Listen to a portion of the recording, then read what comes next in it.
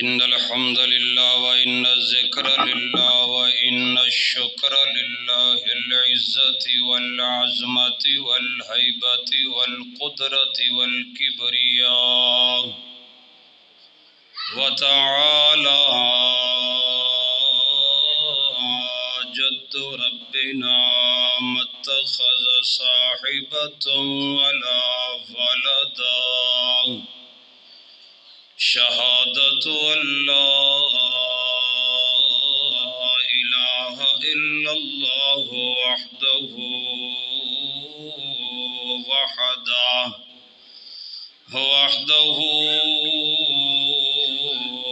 أحدا وحده صمدا وحده قادرا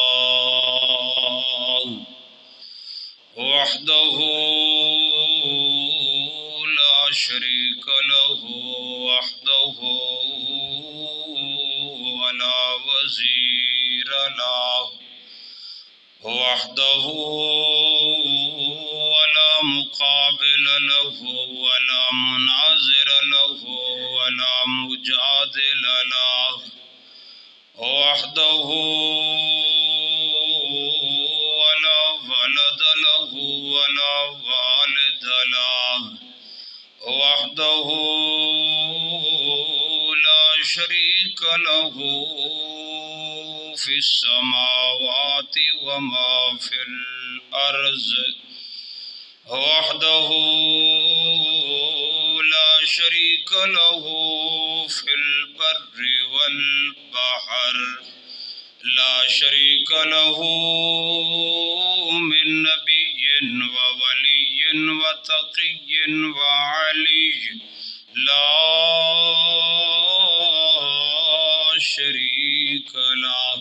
لا شريك له من حجر وشجر وقبر لا شريك له في ذات وصفات وعبادات ونشهد أن سيدنا وسندنا وإمامنا ونبينا ورسولنا محمد أرسله الله بالحق بشيرا ونذيرا وداعيا إلى الله بإذنه وسراجا منيرا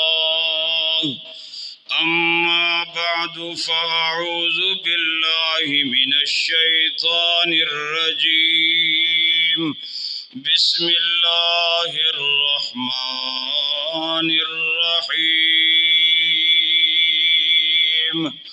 وما أرسلنا من قبلك من رسول إلا نوحي إليه أنه لا إله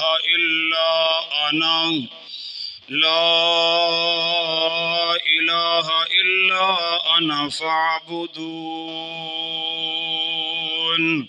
سبحان ربك رب العزة عما يصفون وسلام على المرسلين والحمد لله رب العالمين رب اشرح لي صدري ويسر لي أمري واحلل عقدة من لساني يفقه قولي رب زدني علما ورب زدني علما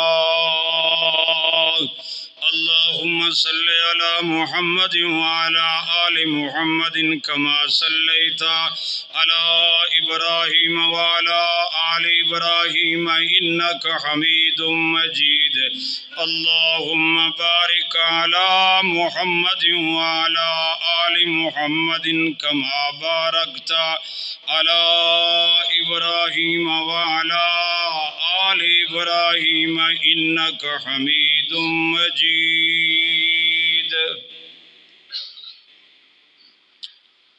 میرے واجب الاحترام سامعین الزام، آج کا یہ اجتماع دینی تبلیغی اصلاحی اجتماع ہے،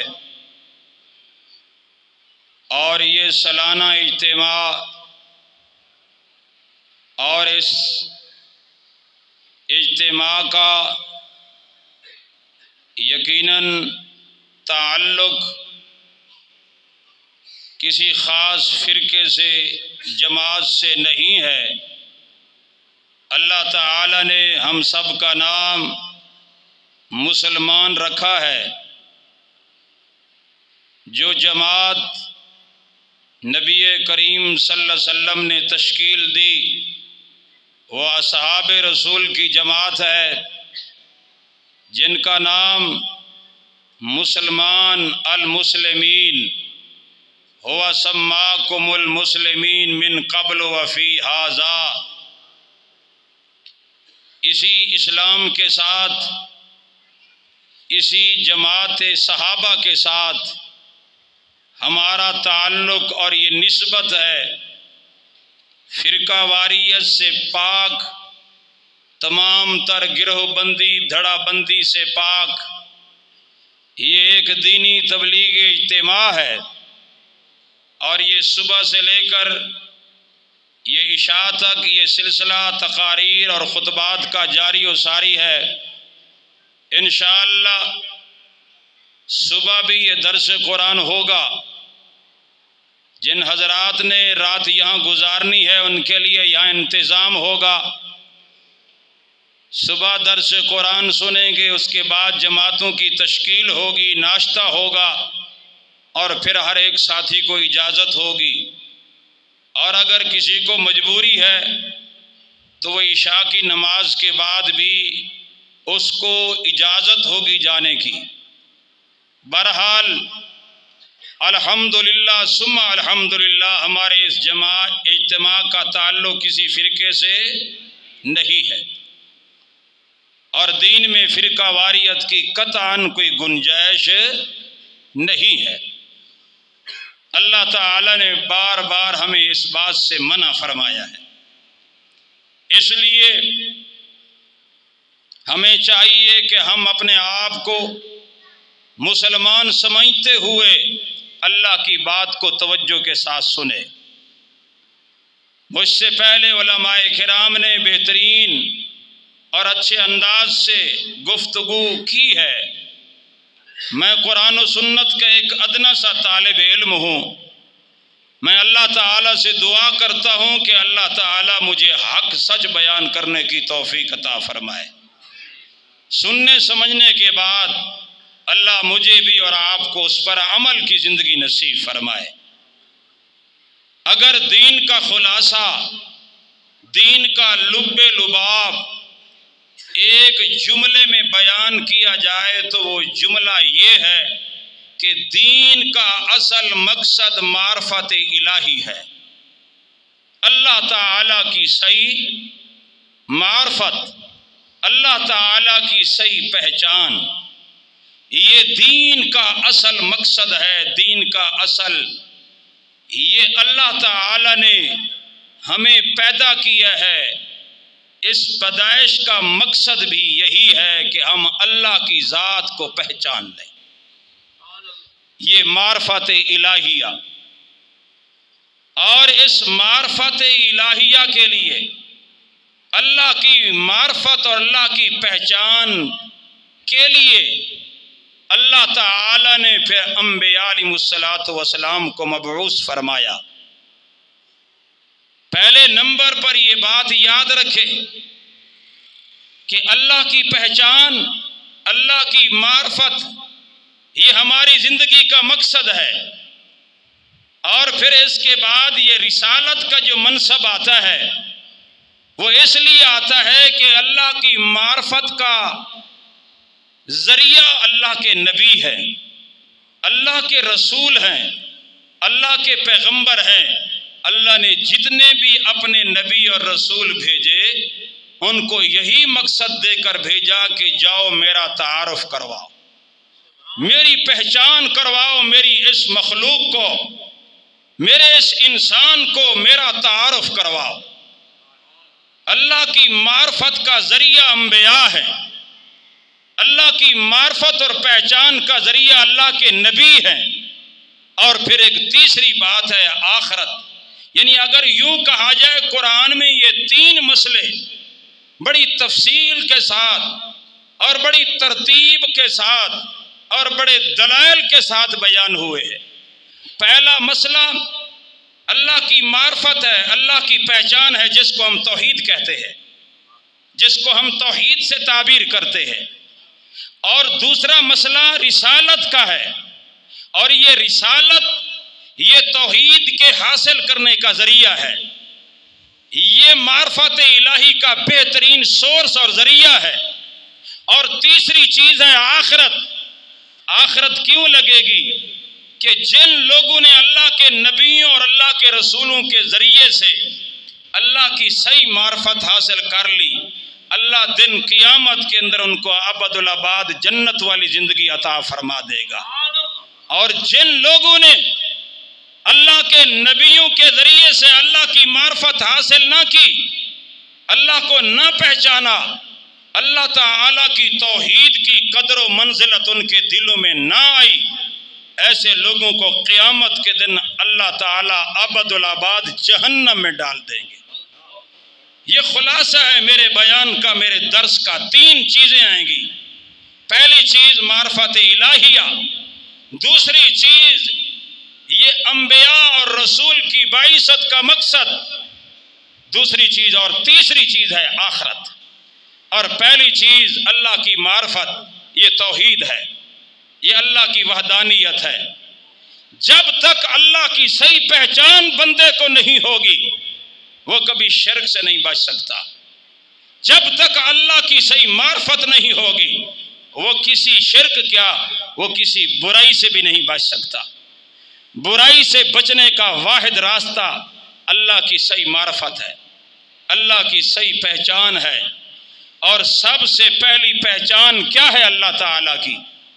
میرے معزز سامعین، وہ اللہ کی سب سے پہلی پہچان جو انبیاء نے کروائی ہے، کیونکہ اللہ کی ذات تو لا تدرکہ الابصار وہو یدرکہ الابصار، وہ تو محسوسات میں آنے والی ذات نہیں ہے، وہ ہماری عقل اور شعور سے ماوراء ذات ہے۔ اس ذات کا تعارف کن ہستیوں نے کرایا ہے؟ بتاؤ، انبیاء علیہ السلام نے۔ اور انبیاء علیہ السلام سب سے پہلا کون سا تعارف لے کر آئے ہیں؟ آؤ میں آپ کو سناتا ہوں۔ پہلی معرفت کی پہلی چیز کیا ہے؟ جب بندہ کفر اور شرک کی غلاظتوں سے نکل کر، ان اندھیروں سے نکل کر اسلام کے اندر داخل ہوتا ہے تو وہ کیا پڑھتا ہے؟ بتاؤ، لا الہ الا اللہ۔ یہ ہے پہلی چیز، یہ ہے انبیاء علیہ السلام کا پہلا لایا ہوا سبق۔ یہ ہے اللہ کی معرفت کی پہلی بنیاد اور پہلی سیڑھی۔ یہ اگر درست ہو گئی، انشاءاللہ کامیابی ہی کامیابی ہے۔ میرے معزز سامعین، جب لا الہ الا اللہ کو ہم نے سمجھ لیا، اللہ تعالیٰ کی صحیح معرفت ہم نے حاصل کر لی، انشاءاللہ ہم سے کوئی گناہ سرزد نہیں ہوگا۔ آج اللہ کی صحیح معرفت اس انسان کو نہیں ہے، صحیح پہچان نہیں ہے، اور سب سے پہلی چیز یہی چیز ہے لا الہ۔ آؤ میرے معزز سامعین، حوالہ قرآن کا آپ کی خدمت میں رکھتا ہوں۔ سارے اللہ کے نبی، سارے پیغمبر یہی پہلا پیغام لے کر ہے، لا الہ الا اللہ۔ یہ بات تو مسلم ہے، ہر دور کا مشرک، خواہ وہ جس چیز کو بھی اللہ کا شریک بناتا رہا ہے، ہر دور کا مشرک اللہ تعالیٰ کو خالق مانتا رہا، مالک مانتا رہا۔ میرے معزز سامعین، ہر دور کے مشرک نے اللہ تعالیٰ کو خالق تو مانا، الہ نہیں مانا۔ الہ نہیں مانا، مالک تو مانا، الہ نہیں مانا۔ اس سے جب پوچھا جائے خواہ وہ کوئی کواکب پرست ہو، شمس پرست ہو، یا قمر پرست ہو، یا قبر پرست ہو، یا مزار پرست ہو، یا نبی پرست ہو، ولی پرست ہو، بزرگ پرست ہو، قبر پرست ہو، جو بھی مشرک شرک کرنے والا، ان سے جب پوچھا جائے امن خلق السماوات والارض، آسمانوں کا خالق کون ہے، زمین کا خالق کون ہے، سارے مشرک کہتے تھے سب کا خالق۔ یہ بات تو مسلم ہے، یہ بات تو کیا ہے، مسلم ہے، ہر مشرک آج بھی مانتا ہے، ابو جہل بھی مانتا تھا، ابو لہب بھی مانتا تھا، ہر دور کا ہر مشرک یہ بات تسلیم کرتا آ رہا ہے، لیکن اسی مشرک نے اللہ کی صفت الہ کو تسلیم نہیں کیا۔ آج کے اس درس کے اندر جو میرے ذمہ موضوع لگایا گیا ہے وہ اللہ کی صفت الہ کی تشریح ہے۔ میں بتا رہا تھا اسی شرک کا قلعہ کما کرنے کے لیے، شرک کے جراثیم کو مٹانے کے لیے، شرک کے رد کے لیے اللہ نے اپنے نبی بھیجے، پیغمبر بھیجے، رسول بھیجے، اور ان نبیوں کو سب سے پہلا پیغام دے کر بھیجا۔ وہ کون سا پیغام ہے؟ لا الہ الا اللہ۔ حوالہ آپ کی خدمت میں رکھتا ہوں میرے معزز سامعین، سورۃ الانبیاء، سورۃ الانبیاء کی آیت نمبر 25 ہے۔ گھر جا کے مطالعہ کرنا، اہمیت آئے گی آپ کے دل کے اندر، لا الہ الا اللہ کی مطلب سمجھ میں آئے گا۔ اب دیکھیے آیت نمبر 25 ہے سورۃ الانبیاء اور پارہ نمبر 17 ہے۔ اللہ نے سارے نبیوں کی بعثت کا مقصد بیان فرمایا ہے کہ سارے نبی، سارے پیغمبر سب سے پہلے کون سا پیغام لے کر آئے؟ آدم کون سا پیغام لے کر آئے؟ نوح علیہ السلام کون سا پیغام لے کر آئے؟ جناب ادریس علیہ السلام کون سا پیغام لے کر آئے؟ جناب ابراہیم علیہ السلام کون سا پیغام لے کر آئے؟ اسماعیل و اسحاق و یعقوب علیہ السلام کون سا پیغام لے کر آئے؟ جناب محمد صلی اللہ علیہ وسلم تک جتنے بھی انبیاء ہیں اللہ نے سب کا ذکر کر دیا۔ توجہ کرنا، حوالہ یاد رکھنا والا کون سا؟ سورۃ ہاں، دنیا کی باتیں یاد رکھتے ہو، خبریں یاد رکھتے ہو، اللہ کے قرآن کے حوالے یاد رکھا کرو۔ نجات کا دار و مدار یہ قرآن ہے، اسی قرآن کی آیات پر ہے۔ اور سنیے گا اللہ پاک نے کیا اعلان فرمایا۔ اللہ فرما رہے ہیں وَمَا أَرْسَلْنَا مِن قَبْلِكَ مِن رَّسُولٍ، اے میرے پیارے نبی آپ سے پہلے جتنے بھی ہم نے رسول بھیجے سارے رسول کون سا پیغام لے کر آئے؟ اللہ نوحی الیہ، میں نے ہر نبی کی طرف وحی بھیجی ہے، ہر نبی کی طرف میں نے اپنا پیغام نازل کیا ہے۔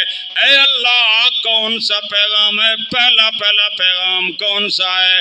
اللہ فرما رہے ہیں انہو لا الہ، انہو پہلا حوالہ یاد رکھنا، توجہ کرنا، قرآن کھولا کرو میرے بھائیوں، گھر میں جا کر کھولا کرو، اپنے بیوی بچوں کو بلا کر بتایا کرو کہ پہلا مسئلہ لا الہ الا اللہ والا مسئلہ۔ اور میرے معزز سامعین انداز دیکھیے، انہو لا الہ الا انا، ہر نبی کو اللہ نے مخاطب کر کے فرمایا او میرے نبیوں میرا پیغام لے کر جاؤ۔ یہ کون سا پیغام ہے؟ لا الہ، کوئی الہ نہیں سوائے میرے۔ اللہ فرما رہے ہیں کوئی الہ نہیں سوائے میرے۔ پہلے لا کی تلوار چلائی ہے، پہلے لا کے ذریعے اندر کی صفائی کی ہے، لا کے ذریعے سے سارے معبودوں نے باطلا کو ذبح کر دیا ہے، لا کے ذریعے سے ساروں کو ختم کر دیا۔ لا لا لا، کائنات میں کوئی الہ نہیں، آسمانوں میں کوئی الہ نہیں، زمین میں کوئی الہ نہیں، مشرق میں کوئی الہ نہیں، مغرب میں کوئی الہ نہیں، شمال میں کوئی الہ نہیں، جنوب میں کوئی الہ نہیں، بر و بحر میں کوئی الہ نہیں، الا انا۔ اللہ فرما رہے ہیں میں ہی الہ ہوں، میں ہی الہ ہوں، میرے علاوہ کوئی الہ نہیں ہے، فاعبدنی، میری ہی عبادت کرو۔ پہلا سبق کون سا ہے؟ سمجھ آئی بات؟ آؤ میرے تو سارے نبیوں کا اللہ نے ذکر کر دیا، خاص طور پر ایک پیغمبر کا ذکر کرتا ہوں میں آپ کی خدمت کے اندر۔ میرے سامنے سورہ طٰہٰ ہے، سورہ طٰہٰ کے اندر اللہ پاک نے سیدنا موسیٰ علیہ السلام کا واقعہ بیان کیا ہے۔ سارا واقعہ بیان کرنا مقصد نہیں ہے، سورہ طٰہٰ کی آیت نمبر میرے معزز سامعین یہ 11، 12، 13، 14 تک جا کے پڑھ لینا ہے، قرآن کھولنا ہے۔ اللہ تعالیٰ کیا فرماتے ہیں؟ اللہ تعالیٰ فرماتے ہیں فلما اتاہا، جناب موسیٰ علیہ السلام مدین سے واپس آ رہی ہیں، 8-10 سال کا عرصہ گزار کر واپس اپنے بیوی بچوں کو لے کر آ رہی ہیں، مصر کا رخ کیا ہوا ہے۔ اللہ کا قرآن کہتا ہے رات کا ٹائم ہے، وادی طویٰ کے اندر آپ پہنچے ہیں۔ کون سی وادی؟ وادی طویٰ کے اندر آپ پہنچے ہیں۔ اللہ کا قرآن کیا کہتا ہے؟ جناب موسیٰ علیہ السلام رات کے اس ٹائم سردی کا موسم ہے، بیوی بچے ساتھ ہیں اور وادی طویٰ کے اندر آ گئے ہیں، راستہ بھولے ہوئے ہیں، پتہ نہیں مصر کی طرف کون سا راستہ جاتا ہے، سردی سے ٹھٹک رہی ہیں، کانپ رہی ہیں۔ اللہ کے نبی اپنے بیوی بچوں کو کیا کہتے ہیں؟ ادرا نارن فقال لأہلہم کثوا، اپنے بیوی بچوں کو کہتے ہیں دیکھتے نہیں ہو مجھے آگ نظر آ رہی ہے، تم یہاں ٹھہرو، انی آنست نارا، انی آنست، مجھے دور سے آگ دکھائی دے رہی ہے، تم یہاں بیٹھو، میں وہاں جا کر کوئی راستہ معلوم کر کے آتا ہوں۔ انی آنست نارا لعلی آتیکم منہا بقبس او اجد، فرمایا او اجد علی النار ہدا، میں آگ کے پاس جا کر، ظاہر بات ہے آگ جل رہی ہے، کوئی تو ہوگا جلانے والا، کوئی انسان ہوگا، کوئی فرد بشر ہوگا، میں اس سے راستہ بھی پوچھوں گا اور وہاں سے کوئی انگارہ اور آگ کا کچھ حصہ لے کر آؤں گا تاکہ تم اپنی سردی دور سا کر سکو۔ اللہ بیوی بچے بٹھا کر موسیٰ علیہ السلام چل پڑے۔ اللہ کا قرآن کیا کہتا ہے؟ فلما اتاہا، آگ کے قریب آئے، آواز آئی، کون سی آواز؟ نودیا یا موسیٰ، نودیا، آواز لگائی گئی ہے، یا موسیٰ، اے موسیٰ، اللہ، اے موسیٰ، انی انا ربکا، انی انا، گئے تھے دنیا کا راستہ، مصر کا راستہ تلاش کرنے کے لیے گئے تھے، اللہ نے جنت کا راستہ بتا دیا، اللہ نے جنت کا راستہ دکھا دیا۔ اللہ نے فرمایا انی انا ربکا، اے میرے موسیٰ کلیم میں تیرا رب ہوں، لہٰذا جس جگہ پر آ چکے ہو فخلا نعلیکا، اپنی جوتیاں اتار دو، انکا بالوادی المقدس طویٰ، ایک بہترین اور پاکیزہ وادی میں آ چکے ہو، معلوم ہوتا ہے مقدس جگہ ہو تو وہاں جوتیاں اتار دینی چاہیے۔ مسجد اللہ کا گھر ہے، مقدس مقام ہے، اللہ کی عبادت کے لیے بنایا گیا ہے۔ جوتیاں پہن کر نہ آؤ بلکہ جوتیاں اتار کر آؤ۔ یہ اشارت النس اور دلالت النس سے یہ بات سمجھ میں آئی۔ اب دیکھیے اللہ تعالیٰ فرماتے ہیں انک بالواد المقدس طویٰ، اے میرے موسیٰ پیغمبر آپ ایک بہترین اور پاکیزہ وادی میں آ چکے ہو، اپنی جوتیاں اتار دو۔ لہٰذا یہ تو پہلے آداب بتایا اللہ پاک نے، آگے فرمایا وَأَنَا اخْتَرْتُكَ۔ یہ کلام کون کر رہا ہے؟ بولو۔ اللہ کلام فرما رہی ہیں، سننے والا موسیٰ علیہ السلام ہے، درمیان میں جبریل کا واسطہ نہیں ہے، ڈائریکٹ اللہ کا کلام سن رہی ہیں۔ اور کیا اللہ فرما رہی ہیں وَأَنَا اخْتَرْتُكَ، اے میرے موسیٰ کلیم میں نے آپ کو چن لیا ہے، فَاسْتَمِعْ لِمَا يُوحَىٰ إِلَيَّ، لِمَا يُوحَىٰ، جو کچھ بھی میں وحی کرتا چلا جاؤں آپ نے توجہ سے سننا ہے، غور سے سننا ہے۔ اور پھر کیا فرمایا اننی انا اللہ، اب وحی کا آغاز ہو رہا ہے۔ پہلے آداب بتایا اللہ پاک نے، اب وحی کا آغاز ہو رہا ہے۔ اللہ تعالیٰ فرماتے ہیں شک نہ کرنا، شک نہ کرنا، یہ نہ سمجھنا کس کی آواز ہے۔ سن لے میرے موسیٰ کلیم پیغمبر، اننی انا اللہ، میں اللہ بات کر رہا ہوں، میں اللہ بول رہا ہوں۔ اور پہلی وحی کون سی ہے؟ مدعا سمجھنا ہے۔ پہلی وحی ہے لا الہ الا انا، موضوع سمجھ میں آیا؟ پہلی وحی کون سی؟ لا الہ الا انا۔ سورہ الانبیاء حوالہ 25 نمبر آیت کا، وہاں بھی لا الہ الا انا۔ سورہ طٰہٰ اور حوالہ نمبر آیت نمبر 13-14 پڑھ لینا، یہاں بھی کیا فرمایا اننی انا اللہ لا الہ الا انا۔ پہلی وحی ہے، پہلا پروگرام ہے، پہلا سبق ہے، پہلا درس ہے، لا الہ الا انا، میرے علاوہ کوئی الہ نہیں، کوئی الہ نہیں۔ اچھا الہ کی میں وضاحت بعد میں کروں گا، پہلے یہ بات سمجھ لو، پہلے یہ بات پکا لو، پہلا پیغام ہے لا الہ۔ یہ پہلا سبق ہے کہ نہیں ہے؟ بندہ مسلمان ہونا چاہتا ہے تو کیا پڑھتا ہے؟ لا الہ۔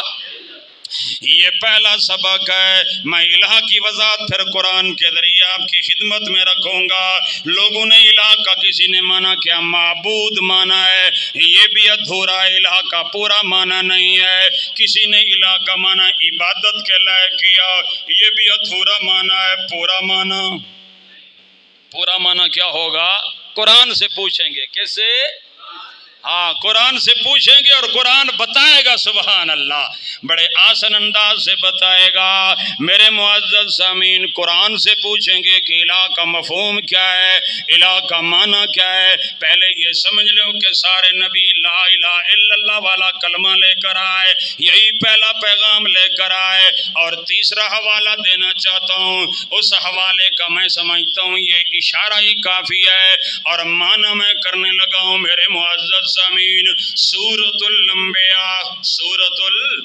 الانبیاء ہے اور مشہور و معروف آیت ہے، اور اس کا مفہوم میں آپ کی خدمت میں رکھتا ہوں، اور یہ بھی لا الہ الا اللہ کی تشریح کے طور پر آئے گا۔ میرے معزز سامعین، اللہ تعالیٰ نے میرے پیارے نبی کے بارے میں کیا فرمایا، توجہ کرنا۔ سورۃ الانبیاء آیت نمبر 107 ہے، وَمَا أَرْسَلْنَاكَ إِلَّا رَحْمَةً مانا کرنے لگا ہوں، ذرا مانا سننا۔ مولوی بھی مانا کرتے ہیں، پیر بھی مانا کرتے ہیں، بڑے بڑے اپنے آپ کو محب رسول کہلانے والے کہ ہمیں رسول سے محبت ہے، پیار ہے، وہ بھی مانا کرتے ہیں۔ لیکن جو مانا میں آج آپ کو سنانے لگا ہوں، ذرا دل کی کھڑکیوں کو اور تمام تر کانوں کو کھول کر سننا ہے، پوری توجہ کے ساتھ سننا ہے۔ یہ بھی لا الہ الا اللہ کی تشریح کے اندر بات آ رہی ہے. سارے نبی کون سا پیغام لے کر آئے؟ لا الہ الا اللہ. موسیٰ علیہ السلام کون سا پیغام لے کر آئے؟ لا الہ الا اللہ. اب اس کا معنی کرتے ہیں وما ارسلناک.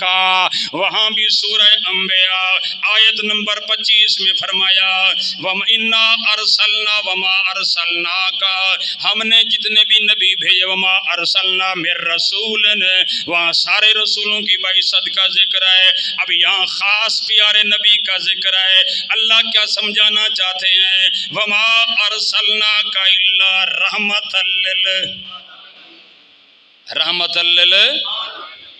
لل. عام طور پر معنی یہ کیا جاتا ہے کہ اللہ نے محمد صلی اللہ علیہ وسلم کو ساری انسانوں کے لیے، ساری کائنات کے لیے، سارے جان والوں کے لیے رحمت بنا کر بھیجا ہے. بدعتی اٹھ کر کھڑا ہوتا ہے جب آپ کی ذات رحمت ہے تو رحمت تو کبھی ختم نہیں ہوتی، رحمت تو کبھی فوت نہیں ہوتی، رحمت تو کبھی مر نہیں جاتی. اگر رسول اللہ فوت ہو گئے تو رحمت بھی کیا ہو گئی؟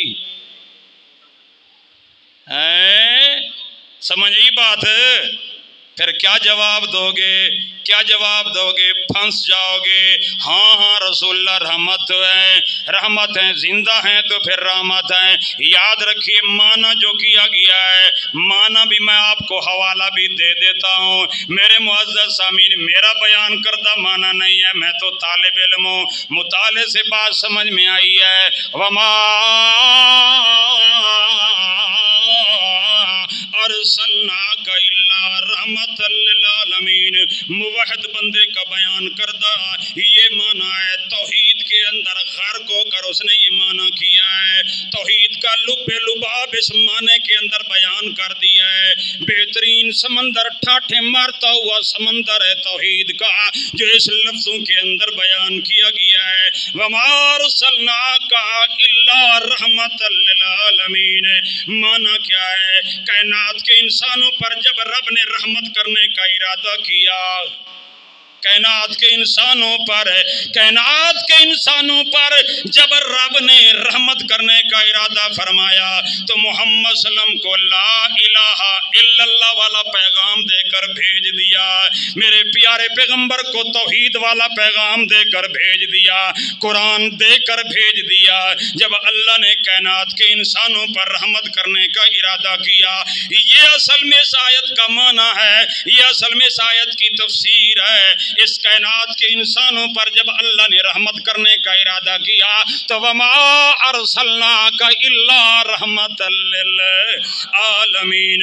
جناب محمد صلی اللہ علیہ وسلم کو قرآن دے کر، قرآن کا اہم پیغام لا الہ الا اللہ والا پیغام دے کر، کیونکہ کائنات کے لوگ شرک کی غلاظتوں میں لتھڑے ہوئے تھے. کائنات کے لوگ لات منات عزا حبل کی پوجا کر رہے تھے. کائنات کے لوگ 360 بت بیت اللہ میں نصب کر کے اس کی عبادت کے اندر، ان کی عبادت میں مصروف تھے. اللہ پاک نے ان کائنات کے انسانوں پر رحمت کرنے کا ارادہ کیا تو میرے نبی کو قرآن دیا، میرے نبی کو رحمت والا پیغام دیا. میرے نبی کو اللہ نے یہ آیات دی، میرے نبی کو لا الہ الا اللہ والی یہ آیت دے کر، یہ پیغام دے کر جہان والوں پر رحمت کر دی. کس نے رحمت کی ہے؟ پھر اس میں کوئی اشکال وارد ہوتا ہے؟ کوئی اشکال وارد نہیں ہوتا. پھر کوئی اشکال وارد نہیں ہوتا. یہ اصل میں یہی آیت کی تفسیر ہے، یہی آیت کا ترجمہ ہے.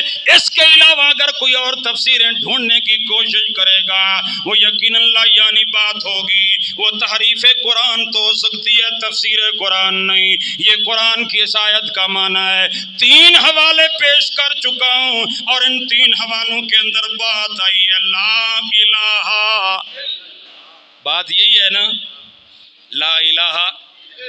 اب الہ کسے کہتے ہیں؟ الہ کی وضاحت کسے کہتے ہیں؟ الہ کا معنی کیا ہے؟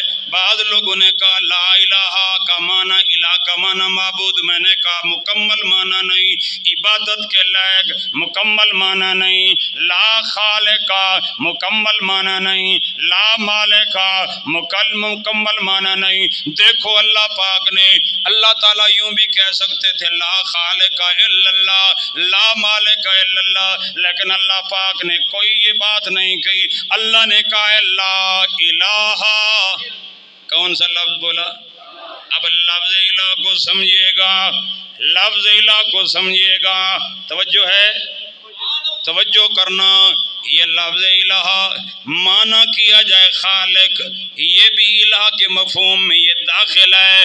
میں اگر اس کا یہ معنی کروں اللہ تعالیٰ کی ساری صفات، خواہ وہ ایجابی صفات ہوں یا سلبی صفات ہوں، اللہ خالق ہے، اللہ مالک ہے، اللہ رازق ہے، اللہ رب ہے، اللہ رحمان ہے، اللہ رحیم ہے، اللہ کریم ہے، اللہ قدوس ہے، اللہ جبار ہے، اللہ قہار ہے، اللہ غفار ہے، اللہ العزیز ہے، اللہ المالک القدوس السلام ہے، اللہ المومن المہیمن ہے، اللہ المتکبر ہے، اللہ ذوالجلال ہے۔ یہ اللہ کی وہ ایجابی صفتیں ہیں، یہ بھی لفظ الہ میں آ گئی ہیں۔ اور جو اللہ کی سلبی صفتیں ہیں، اللہ کھانے سے پاک، اللہ نیند سے پاک، اللہ تعالیٰ اونگ سے پاک، اللہ انسانی ضروریات سے پاک، اللہ تعالیٰ یہ تمام موت سے پاک ہے، یہ سلبی صفتیں بھی لفظ الہ کے اندر آ گئی ہیں۔ اب میرے معزز سامعین، یعنی یوں سمجھو لفظ الہ ایسا لفظ ہے، ایسی اللہ پاک کی صفت ہے کہ اللہ کے سارے کمالات کس میں لفظ خالق والی صفت تو ابو جہل بھی مانتا ہے، ابو لہب بھی مانتا ہے، عتبہ شیبہ بھی مانتا ہے، آج بھی قبر چٹ کہتا ہے اللہ خالق ہے، اللہ مالک ہے، اللہ رازق ہے، لیکن اللہ کی وہ صفتیں جو لفظ الہ کا اصل مقام ہے وہ یہ ماننے کے لیے تیار نہیں۔ یہ تو میں نے اجمالی صورت بتائی ہے، میں اگر آپ کو قرآن کا حوالہ دے کر بتاؤں، اگر لفظ الہ کی صحیح تشریح جو لفظ قرآن بیان کر رہا ہے میں سمجھتا ہوں وہ زبردست تشریح ہے جو قرآن لفظ الہ کی تشریح کر رہا ہے۔ ویسے تو اللہ کی ساری صفتیں لفظ الہ کے اندر موجود ہیں۔ اے اللہ کوئی ایسا طریقہ بتا، کوئی ایسا لفظ بتا کہ جس لفظ کے اندر تیری ساری صفتیں اس کے اندر آ جائیں تاکہ الہ کا مفہوم واضح ہو جائے، اس پبلک کو پتہ چل جائے کہ الہ کسے کہا جاتا ہے۔ آؤ میرے معزز سامعین، میں حوالہ دینے لگا ہوں کون سا لفظ ہے جو الہ کے لفظ کی اور الہ کے جملے کی ہے تشریح کر رہا ہے میرے سامنے۔ سورہ بنی اسرائیل، سورہ حوالے یاد رکھے، سو یاد رکھو گے، پچھلے بھولے ہی بیٹھے ہوئے نا۔ اللہ اللہ، یہ سورہ بنی اسرائیل ہے میرے معزز سامعین۔ اللہ کا قرآن قربان جائیے، ایک دو نے دو نے چار سے زیادہ مسئلہ الہ کو اللہ سمجھاتے ہیں۔ یہ سورہ بنی اسرائیل ہے، آیت نمبر 2 ہے۔ میں وہ لفظ آپ کو بتانا چاہتا ہوں جو صحیح ترجمہ نہیں کرتا ہے لفظ الہ کی، جو صحیح تفسیر کرتا ہے لفظ الہ کی، وہ کون سا لفظ ہے؟ وَآتَيْنَا مُوسَى الْكِتَابَ، اور ہم نے دی موسیٰ علیہ السلام کو۔ ایک حوالہ پہلے آپ پڑھ چکے ہیں نا، کون سا حوالہ؟ کون سی سورت ہے بتاؤ مجمع والو؟ سورہ طٰہٰ، آیت نمبر 13-14، 11 سے شروع کرو 13-14 تک پہنچ جاؤ۔ وہ حوالہ یاد رکھنا، وہ پہلی وحی ہے۔ اب وہ وحی لے کر موسیٰ علیہ السلام اپنی قوم کے پاس آ گئے ہیں۔ کون سا پیغام لے کر آئے؟ لا الہ الا اللہ والا پہلا پیغام لے کر آئے ہیں۔ اب اپنی قوم کو لا الہ الا اللہ کی تشریح بتا رہی ہے کہ اللہ کو الہ ماننا ہے تو کیسا الہ ماننا ہے؟ خالق ہونے والا الہ تو سب کوئی مانتا ہے، لیکن کون سا الہ؟ کیا الہ کی تشریح ہے؟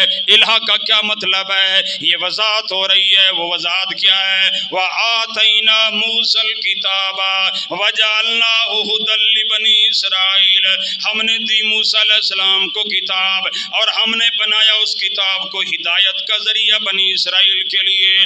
آگے فرمایا، توجہ کرنا وہ جملہ آ رہا ہے، آگے فرمایا اللہ تتخذوا من دونی وکیلا، من دونی وکیلا۔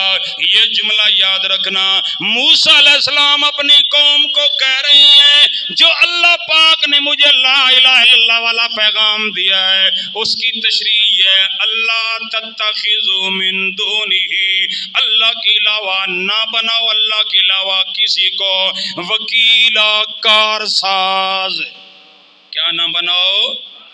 یہ بات یاد رکھنا، یاد رکھنا، یاد رکھنا میرے معزز سامعین، یاد رکھنا یہ لفظ وکیل جو ہے یہ اصل میں حق ادا کر رہا ہے لفظ الہ کی تشریح کا۔ توجہ ہے وے، میرے کو پتہ ہے، مجھے معلوم ہے آپ صبح سے لے کر بیٹھے ہوئے تھکے ہوئے ہیں، اور آپ تھکے ہوئے ہیں، یہ آخری بیان سنیں اور توجہ سے سنیں، توجہ ہے نا سارے ساتھیوں کی۔ کوشش کر رہا ہوں کہ قرآن کی آیات زیادہ سے زیادہ آپ کی خدمت میں پیش کر سکوں۔ آؤ میرے معزز سامعین، مزید اس کی تشریح کروں گا قرآن آیات کے ذریعے سے۔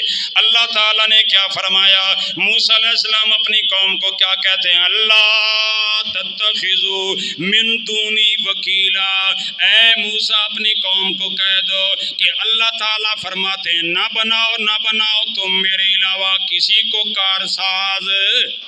معلوم ہوتا ہے وکیلا، یہ لفظ وکیلا جو ہے یہ خاص تشریح کر رہا ہے لفظ الہ کی، الہ کی تشریح وکیلا ہے۔ وکیل کا معنی کارساز، وکیل کے اندر اللہ کی کارسازی والی ساری صفتیں آ گئی ہیں۔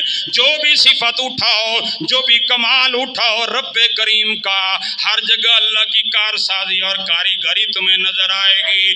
لفظ وکیل یہ لا الہ الا اللہ کی تشریح میں آ گیا ہے۔ اب بھی اگر سمجھ میں نہ آئے میں ایک اور حوالہ دینا چاہتا ہوں میرے معزز سامعین، سورہ یہ بنی اسرائیل کے حوالے کے بعد ایک اور حوالہ آپ کی خدمت میں رکھتا ہوں۔ میرے سامنے سورہ زمرہ، سورہ توجہ ہے، سورہ زمرہ میرے معزز سامعین، یہ آیت یاد رکھنا، غور کرنا۔ یہاں تو اللہ پاک نے اپنی پہلی صفت خالقیت کو بیان کیا، خالقیت کی صفت بیان کرنے کے بعد آگے اللہ پاک نے اپنی صفت وکیل کو بیان کیا۔ توجہ کرنا، اللہ کیا فرماتے ہیں، اللہ خالق کل شیء، اللہ وہ ہے جو ہر چیز کا خالق ہے، جو ہر چیز کا کیا ہے۔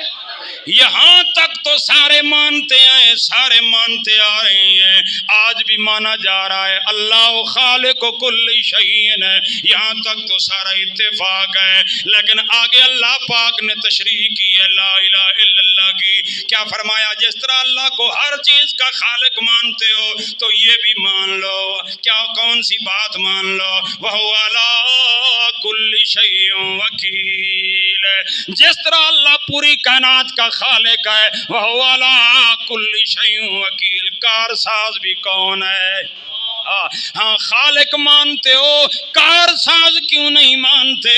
اصل اختلاف کارسازی کے اوپر ہے، خالق ہونے پر کوئی اختلاف نہیں ہے۔ اصل اللہ جو بات منوانا چاہتے ہیں وہ یہ بات منوانا چاہتے ہیں کہ اللہ جس طرح کل کائنات کی ہر چیز کا خالق ہے وَهُوَ عَلَىٰ كُلِّ شَيْءٍ وَكِيلٌ، ہر چیز کا وکیل و کارساز بھی کون ہے؟ کون ہے؟ وکیل کا معنی کیا ہوا؟ یہ صفت لا الہ الا کی، کہ یہ لا الہ صفت الہ کی تشریح ہو رہی ہے وکیل کے ذریعے سے۔ آؤ تیسرا حوالہ بڑے زبردست انداز سے اللہ پاک نے بیان کیا ہے، یہ حوالہ تیسرا حوالہ یہ الہ کی تشریح کر رہا ہوں قرآن کے حوالے سے۔ میرے سامنے میرے معزز سامعین سورہ مزمل ہے، کون سی سورت ہے؟ سورہ مزمل۔ اور دیکھیے اللہ کے قرآن کا مطالعہ کر رہے ہیں، سورہ مزمل میں اللہ نے بڑے زبردست انداز کے ساتھ اس مسئلے کو سمجھایا ہے۔ اور دیکھیے اللہ تعالیٰ کیا فرماتے ہیں، توجہ کرنا، توجہ کرنا، یہاں تو اللہ پاک نے لا الہ الا اللہ کا لفظ بھی بیان کیا۔ جب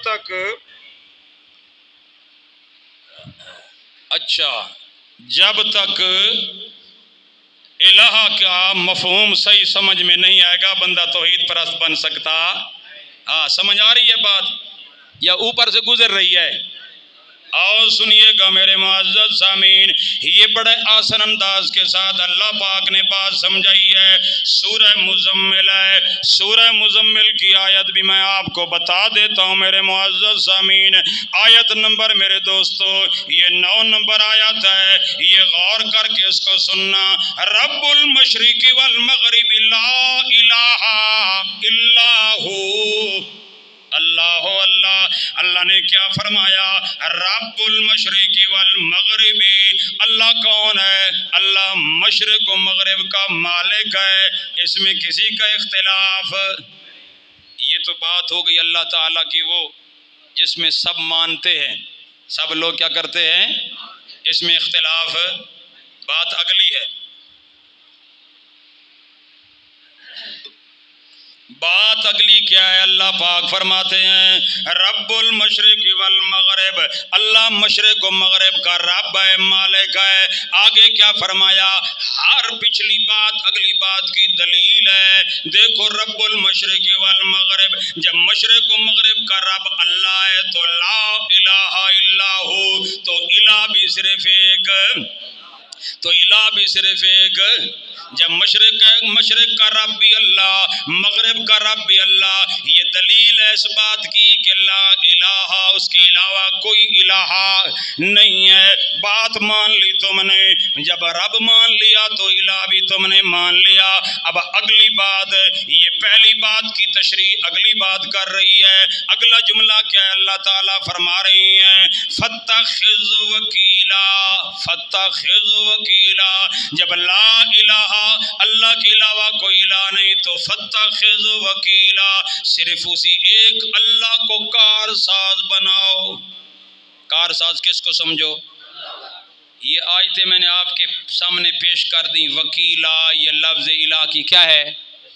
تشریح ہے۔ وکیل دا معنی کارساز، اور یہ معنی پہلے تو موسیٰ علیہ السلام کے بیان کے اندر جو بات آئی وہاں جمع کا صیغہ آیا ہے فاتخذو، وہاں جمع کا صیغہ آیا۔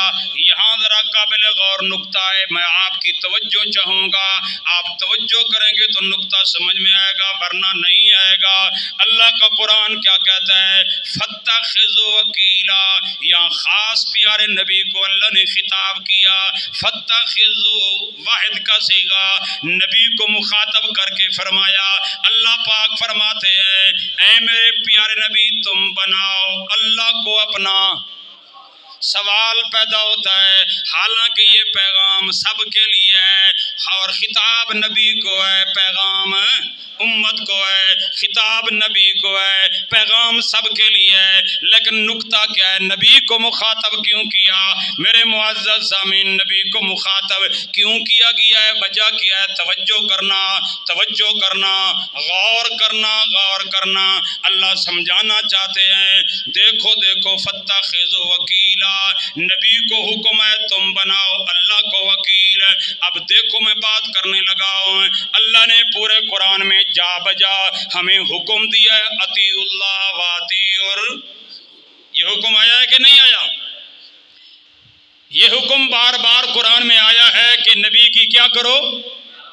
نبی کی اطاعت کرو، اطاعت کرو، اطاعت کرو، اتباع کرو، اطاعت کرو۔ اطاعت کی اللہ تعالی نے صدا لگائی ہے قرآن پاک کے اندر، اور حتیٰ کہ یوں بھی فرمایا من یطع الرسول فقد اطاع اللہ، جس نے رسول کی اطاعت کی اس نے اللہ کی اطاعت کی۔ یہاں قابل غور نکتہ توجہ کرنا میرے بھائیوں، غور کرنا میرے بھائیوں، یہاں نبی کو مخاطب کیوں کیا گیا ہے؟ فاتخذہ وکیلا، اے میرے پیارے نبی اللہ کو اپنا کارساز بنا لو۔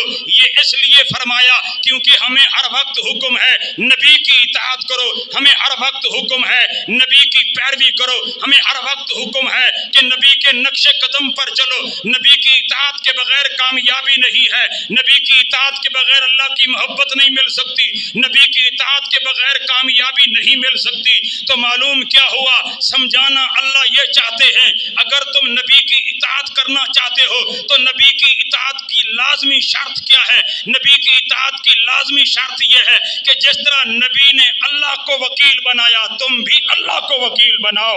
یہ نبی کی اطاعت کی لازمی شرط ہے، یعنی ماننا پڑے گا. یہ بات یاد رکھنی پڑے گی. جو آدمی کہتا ہے میں نبی کی اطاعت کرنا چاہتا ہوں تو نبی کی اطاعت کے لیے لازمی شرط ہے کہ عقیدہ بھی نبی والا ہونا چاہیے. عقیدہ بھی کون سا؟ عقیدہ بھی کون سا؟ عقیدہ بھی نبی والا ہو. نبی کا عقیدہ کیا ہے کہ میرا کارساز کون ہے؟ نبی کارساز کس کو بنا رہا ہے؟ اللہ کو بنا رہا ہے. میرے آخری پیغمبر نے اللہ کو کارساز سمجھا، میرے آخری نبی نے اللہ کو کارساز بنایا. میرے آخری نبی نے یہ بات اللہ پاک نے میرے پیارے نبی کو خاص مخاطب کر کے، حالانکہ ہر نبی نے اللہ کو کارساز سمجھا اور بنایا. ہر نبی کا کارساز کون ہے؟ اللہ ہے. لیکن یہاں خاص نبی کا ذکر کیوں کیا؟ خاص پیغمبر کو مخاطب کیوں کیا؟ مجھے سمجھانے کے لیے، آپ کو سمجھانے کے لیے.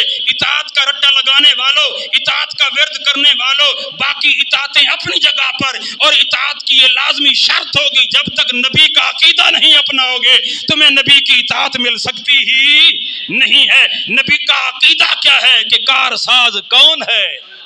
نبی کا عقیدہ کیا ہے؟ کارساز. نبی کا عقیدہ ہے کارساز اللہ ہے. اللہ کے علاوہ کوئی نبی کارساز نہیں، اللہ کے علاوہ کوئی بزرگ کارساز نہیں، اللہ کے علاوہ کوئی قبر والا کارساز نہیں، اللہ کے علاوہ یقیناً کوئی مخلوق بھی کارساز نہیں. کارساز ہے تو کون؟ اکیلا.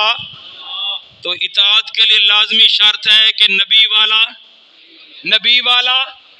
آج لوگوں کا نبی والا عقیدہ، نبی والا عقیدہ نہیں ہے. نبی والا عقیدہ ہوتا قبر چٹ نہ ہوتا، نبی والا عقیدہ ہوتا مزار پرست نہ ہوتا، نبی والا عقیدہ ہوتا تعویذوں کے پیچھے نہ پڑتا، نبی والا عقیدہ ہوتا یہ دل دل کے آگے نہ جھکتا، نبی والا عقیدہ ہوتا یہ غیر اللہ کی نظر نہ دیتا، نبی والا عقیدہ ہوتا غیر اللہ کو کارساز نہ بناتا، نبی والا عقیدہ ہوتا یہ مزاروں کے آگے نہ جھکتا، یہ اللہ کی صفتیں غیروں میں تقسیم نہ کرتا. یہ دعویٰ کرتا ہے نبی کا، لیکن اس کا نبی والا عقیدہ. تو نبی کی اطاعت میں پہلی شرط ہے کہ نبی والا کون سا ہو؟ عقیدہ نبی والا ہو. پہلا نکتہ. اور دوسرا نکتہ اس میں یہ بات سمجھ بھی قابل غور نکتہ ہے، میرا نہیں ہے، میں آخر میں بتاؤں گا کن کا ہے اور اس کتاب کا حوالہ دوں گا اور آپ کو تعلیم دوں گا اور میں آپ کو مشورہ دوں گا کہ وہ کتاب کا مطالعہ کریں. اور سنیے دوسرا نکتہ جو اس میں بیان کیا گیا ہے وہ یہ ہے، ذرا قابل غور ہے، اور یہ توحید کے اندر غرق ہو کر اس مرد مجاہد نے یہ نکتہ بیان کیا ہے.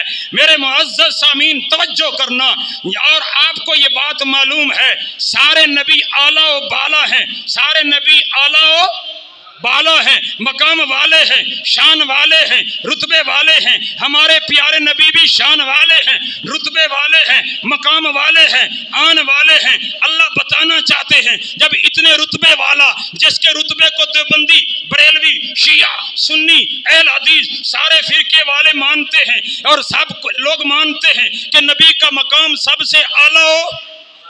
سب کو پتہ ہے میرے نبی کا مقام بھی سب سے اعلیٰ و بالا ہے. جس طرح سارے انبیاء اعلیٰ بالا ہیں، میرے نبی کا مقام بھی اعلیٰ و بالا ہے. سب سے رتبہ اعلیٰ میرے نبی کا ہے. خاتم النبیین میرے نبی ہیں، میرے پیارے نبی ہیں. میرے معزز سامعین اللہ سمجھانا چاہتے ہیں جب اتنے رتبے والا نبی، اتنے مقام والا نبی، اتنی شان والا نبی جب مجھے کارساز بنا رہا ہے، نبی سے بڑھ کر کوئی ہے جس کو کارساز بنایا جائے؟ جب اتنے نبی، مقام والا نبی میرے آگے سر بسجود ہے، مقام والا نبی مجھے کارساز بنا رہا ہے، نبی سے کوئی بڑھ کر ہے تو دکھاؤ ہم اس کو کارساز بنائے. ہے کوئی ایسا؟ یہ بات سمجھ میں آئی. اتنے اعلیٰ مقام والا نبی بھی کس کو کارساز بنا رہا ہے؟ تو معلوم ہوتا ہے کارساز کون ہے. کارساز کون ہے؟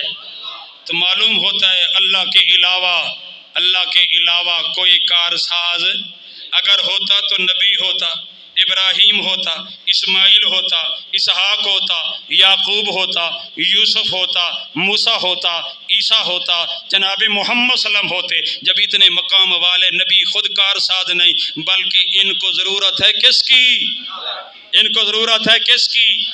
جب یہ ضرورت مند ہیں اللہ کے، جب یہ محتاج ہیں اللہ کے، جب یہ اللہ کو کارساز بناتے ہیں، اسی کو پکارتے ہیں، تو نبی سے بڑھ کر تو کوئی اور ہے نہیں جس کو ہم کارساز بنا لیں۔ بات سمجھ میں آئی؟ الہ کا معنی سمجھ میں آیا؟ الہ کا مفہوم سمجھ میں آیا کہ الہ کون ہے؟ الہ کی صفت کون سی ہے؟ الہ کی تشریح وکیلا کے ذریعے سے ہوئی ہے، اور یہاں بات سمجھائی گئی ہے۔ اے اللہ ہم مزید تھوڑا سا سمجھنا چاہتے ہیں، مزید وضاحت چاہتے ہیں۔ اے اللہ کارساز تو ہے، دلائل سے بات سمجھ میں آ گئی۔ لا الہ الا اللہ، الا اللہ، لا الہ کی وضاحت آ گئی۔ کارساز اللہ کے علاوہ کوئی نہیں، اللہ کے علاوہ کوئی نہیں۔ اے اللہ تو نے کہیں کارسازی کی بھی ہے؟ ذرا ہمیں دکھا تو صحیح۔ اللہ فرما رہے ہیں میری کارسازیاں تو بے شمار ہیں، میری کارسازیاں تو بے شمار ہیں۔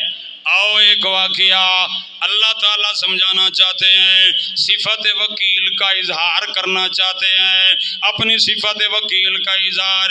سورۃ الانبیاء، سورۃ انبیاء ہے، توجہ کرنا میرے معزز سامعین، غور کرنا۔ یہ واقعہ اللہ پاک نے بیان کیا ہے، مشہور و معروف واقعہ ہے، صرف توجہ دلانا چاہتا ہوں میرے معزز سامعین۔ اللہ پاک نے ایک نبی کا واقعہ بیان کیا۔ کس کا؟ میرے خیال ہے ساتھی تھک پندے، میں ہی تھک پیا تے چلو یہ تھوڑا سا اللہ کی کارسازی کا ایک نمونہ بیان کر دوں۔ اللہ میرے معزز سامعین، اللہ کا نبی ہے، دیکھو لوگوں نے اللہ کے نبیوں کو کارساز بنایا۔ اللہ کے مقرب لوگ کون ہوتے ہیں؟ اللہ کے نبی ہوتے ہیں۔ لوگوں نے اللہ کے نبیوں کو کارساز بنایا۔ اب اللہ پاک نے اپنے نبیوں کے واقعات قرآن میں بیان کیے ہیں۔ یہ واقعہ سورۃ الانبیاء، سورۃ الانبیاء کے اندر اللہ پاک نے بیان کیا ہے۔ ایک نبی ہے جس نبی کا نام ہے یونس علیہ السلام۔ کون ہے؟ یونس علیہ السلام۔ اب کارسازی کا نمونہ بتا رہا ہوں۔ اللہ کی کارسازیاں تو سبحان اللہ، سبحان اللہ۔ مشرق میں اللہ کی کارسازیاں، مشرق میں اللہ کی کارسازیاں، مغرب میں اللہ کی کارسازیاں، شمال و جنوب میں اللہ کی کارسازیاں، آسمان و زمین میں اللہ کی کارسازیاں۔ اللہ تعالیٰ نے مثالیں قرآن میں واقعات بیان کی ہیں۔ اللہ تعالیٰ فرماتے ہیں سن لو، اللہ فرما رہے ہیں وَالظَّنُّونِ اِذْ ذَهَبَ مُغَاضِبًا، جب میرا یونس پیغمبر بھاگ پڑا، مچھلی والا پیغمبر، اللہ بھاگتے بھاگتے اللہ تعالیٰ کا قرآن کیا کہتا ہے؟ مچھلی کے پیٹ میں یونس علیہ السلام چلے گئے، کئی اندھیروں کے اندر چلے گئے، بیٹھنے کی جگہ نہیں، لیٹنے کی جگہ نہیں، چاروں طرف اندھیرا ہی اندھیرا ہے، کوئی ہوا کوئی روشن دان نہیں ہے، مچھلی کے پیٹ کا اندھیرا ہے اور سمندر کا اندھیرا ہے، مشکلات کے اندر پھنس گیا ہے کون؟ اللہ کا نبی۔ اللہ کا نبی کس میں پھنس گیا ہے؟ لوگ کہتے ہو یہ مشکلات نبیوں پر آتی، اللہ نے قرآن میں واقعات بیان کیے ہیں۔ اللہ پاک سمجھانا چاہتے ہیں میرے نبیوں پر بھی مشکلات آئی ہیں، یہ مشکلات اللہ نے کیوں ڈالی ہیں، اور یہ مشکلات کے اندر پھر اللہ پاک نے ان کی کارسازی کی ہے۔ کارسازی کے لیے جب انہوں نے اللہ کو پکارا ہے تو اللہ پاک نے ان کی کارسازی فرمائی ہے۔ اللہ سمجھانا چاہتے ہیں میری اعلیٰ ہستیاں بھی پھنس جاتی ہیں، میرے اعلیٰ مقام والے نبی بھی میری کارسازی کے کیا ہیں؟ محتاج ہیں، ضرورت مند ہیں۔ اب دیکھو جناب یونس علیہ السلام کئی اندھیروں کے اندر چلے گئے، اللہ کا قرآن کیا کہتا ہے؟ فنادا فی الظلمات، کئی اندھیروں کے اندر اللہ کے نبی نے نادا آواز لگائی، کس کو پکارا؟ کس کو؟ آدم کو نہیں پکارا، نوح کو نہیں پکارا، کسی حجر شجر کو نہیں پکارا، کسی زندہ مردہ نبی ولی کو نہیں پکارا۔ وَنَادَى فِي الظُّلُمَاتِ، ان اندھیروں میں اللہ کا نبی کن کو پکار رہا ہے؟ اللہ کو پکار رہا ہے۔ اور کیا پکار ہے؟ پکار بھی قرآن بیان کرتا ہے، اللہ الہ الا انتا، یہ وہی لا الہ کی بات آ گئی ہے۔ اے اللہ تیرے علاوہ میرا کارساز کوئی نہیں ہے۔ کارساز کا معنی کام بنانے والا، کارساز کا معنی مشکل حل کرنے والا، کارساز کا معنی ماں تمام تر مصیبتوں سے نجات دینے والا۔ لا الہ الا انتا سبحانک انی کنت من الظالمین۔ اے اللہ اندھیروں کے اندر میرا کوئی کارساز نہیں ہے سوائے تیرے۔